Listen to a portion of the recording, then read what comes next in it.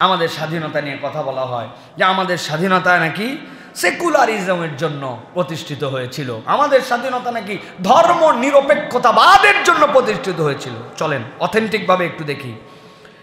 স্বাধীনতাকে অস্বীকার করা এইটা হচ্ছে একটা গোপন মিশন আমাদের এক শ্রেণীর দ্বারা। কিভাবে? যে স্বাধীনতাকে ইসলাম থেকে বিচ্ছিন্ন করে দেওয়া, এটা হচ্ছে তাদের এখন টার্গেট। প্রিয় ভাইরা, স্বাধীনতার ঘোষণা ইসলাম। বাংলাদেশের যে প্রথম অধিবেশন স্বাধীনতার ঘোষণা দেওয়ার পরে 26শে মার্চের যে 7টা 40-এর দ্বিতীয় অধিবেশন হয়েছিল, ওই স্বাধীন বাংলা বিপ্লবী বেতার কেন্দ্র থেকে কোন কথা বলা হয়েছিল? সেখান থেকে কবি আব্দুল সালাম তার ঘোষণাপত্র যেটা পাঠ করে শুনিয়েছিলেন, কি বলছিলেন জানেন?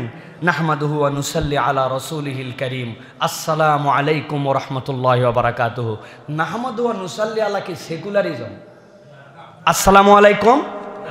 তাহলে আপনারা যে এই কথা বলছেন, তারপরে তিনি ঘোষণার মধ্যে বলেছিলেন নাসরুম মিনাল্লাহি ওয়া ফাতহুন করিব।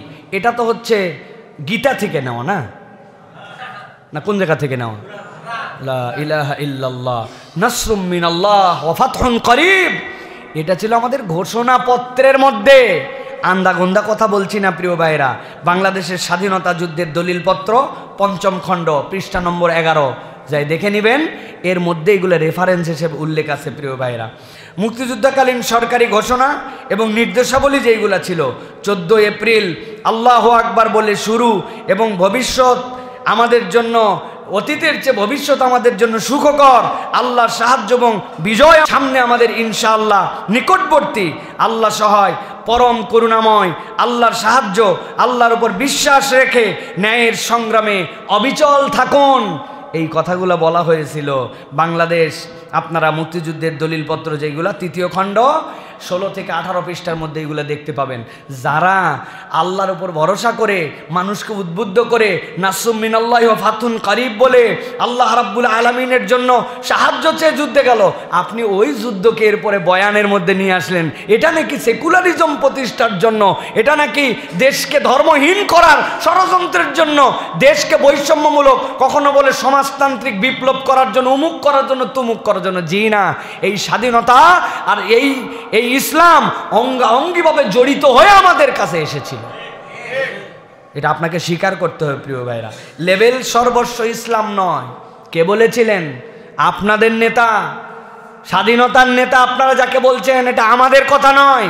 আপনারা বলেছিলেন যে 1970 সালের নভেম্বরের সাধারণ নির্বাচনের আগে বেতার এবং টেলিভিশনে আমাদের শেখ মুজিবুর রহমান যে বক্তব্য দিয়েছিলেন, কি বলছিলেন? আমাদের বিরুদ্ধে অপপ্রচার করা হচ্ছে, আমরা ইসলামে বিশ্বাসী নয়। একথার জবাবে আমরা সুস্পষ্ট বক্তব্য, লেভেল সর্বস্ব ইসলামে বিশ্বাসী নয়। আমরা বিশ্বাস করি ইনসাফের ইসলামে। আমাদের ইসলাম হযরত রাসূল করিম সাল্লাল্লাহু আলাইহি ওয়াসাল্লামের ইসলাম, যে ইসলাম জগৎবাসীকে শিক্ষা দিয়েছে ন্যায় সুবিচারের অমোঘ মন্ত্র। বঙ্গবন্ধুর ভাষণ নভেম্বর, বাংলাদেশে এই যে স্বাধীনতার দলিলপত্রের পৃষ্ঠা নম্বর 21-এর মধ্যে পাবেন। তো তারাই তো ঘোষণা দিয়েছেন যে এইটা লেভেল সর্বস্ব ইসলাম নয়। এখন আপনি বলেন যে এই স্বাধীনতার সাথে কোনো ইসলামের সম্পর্ক নাই। আপনি এই দেশকে ধর্মহীন বানানোর জন্য LGBTQ উমুক তুমুক এইগুলো নানান মতাদর্শের মধ্যে ঢুকাই দিয়া আমাদের স্বাধীনতাটাকে খর্ব করার জন্য যে চেষ্টা করা হচ্ছে, এক শ্রেণীর মাথার থেকে এই ভূত এখনো নামে নাই। নামে পণ্ডিত কিন্তু আস্ত বদমাইশ, দুনিয়ার সব বুঝে কিন্তু বলে LGBTQ এটা একটা কালচার, এটার মানে এটা না, এটার মানে সমকামিতা না। আমার আল্লাহ যেটাকে বলছেন লাওয়াতাত, এটা নিষিদ্ধ, এটা হারাম, এটার জন্য একটা নবীর কওমকে দুনিয়ার থেকে শেষ করে দেওয়া হয়েছে।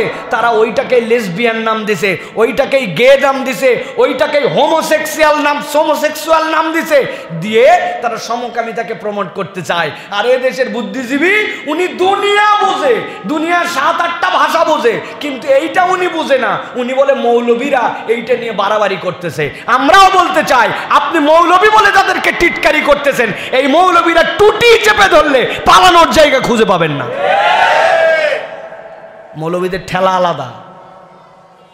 মৌলবীরা শান্ত প্রিয় মানুষ, কিন্তু এই মৌলবীদেরকে চেতালে অবস্থা খারাপ আছে। ভালো করে এই জন্য আমরা বললাম এই স্বাধীনতার মধ্যে এই সকল বাজে জিনিসপত্র এর মধ্যে আমরা যেন ঢুকানোর জন্য চেষ্টা না করি। প্রিয় ভাইয়েরা, আল্লাহ রাব্বুল আলামিন এরপরে আমাদের জন্য কতকগুলা দিক নির্দেশনা দিয়েছেন যে স্বাধীনতা আমরা যে অর্জন করব, এই স্বাধীনতার সাথে আল্লাহ রাব্বুল আলামিন দায়িত্ব হচ্ছে যাদের মাধ্যমে স্বাধীনতা এসেছে তাদের প্রতিও কৃতজ্ঞ হতে হবে। এক শ্রেণী মনে করে আসমান থেকে শুধু ফেরেশতা এসে যুদ্ধ করে গেছে। জি না, বদরেও আগে সাহাবী ছিলেন, তার সাথে ফেরেশতা আসছিলেন। আগে মানুষকে এগোতে হয়, তারপরে আল্লাহর নুসরত সাথে আসে। এই জন্য নবীজি সাল্লাল্লাহু আলাইহি ওয়াসাল্লাম বলেছেন, মাল্লাম ইয়াশকুরিন নাস লাম ইয়াশকুরিল্লাহ, ইন্না আশকারান নাস লিল্লাহি আযজা ওয়া জাল্লা আশকারুহুম লিন্নাস। নিশ্চয় যে মানুষের কৃতজ্ঞ হয় না সে আল্লাহর কৃতজ্ঞ হতে পারে না। আল্লাহর সর্বোচ্চ কৃতজ্ঞ বান্দা সে মানুষের কৃতজ্ঞতা আদায় করে যে যাদের রক্তের উপরে বিজয় এসেছে, স্বাধীনতা এসেছে, আপনি তাদেরকে মূল্যায়ন করবেন না, আপনি তাদের কৃতজ্ঞতা স্বীকার করবেন না, আপনি তাদেরকে কখনো দাম দিবেন না, এটা ইসলাম বলে না।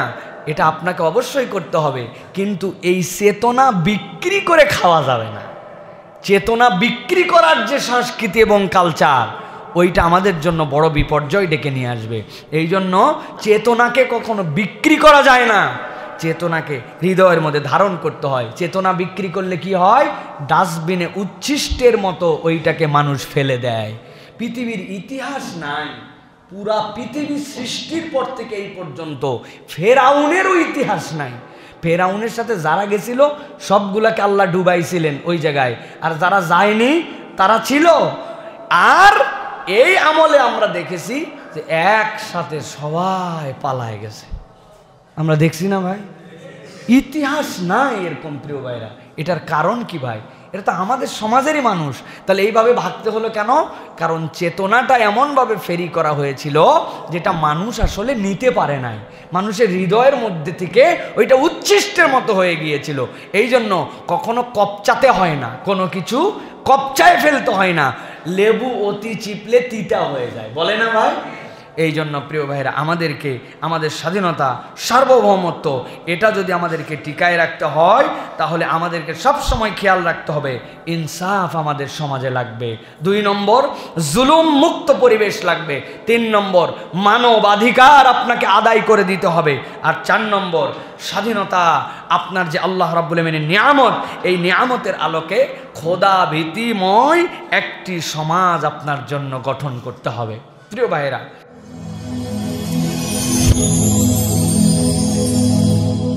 Rose TV 24. Enjoy by listening to the Holy Quran.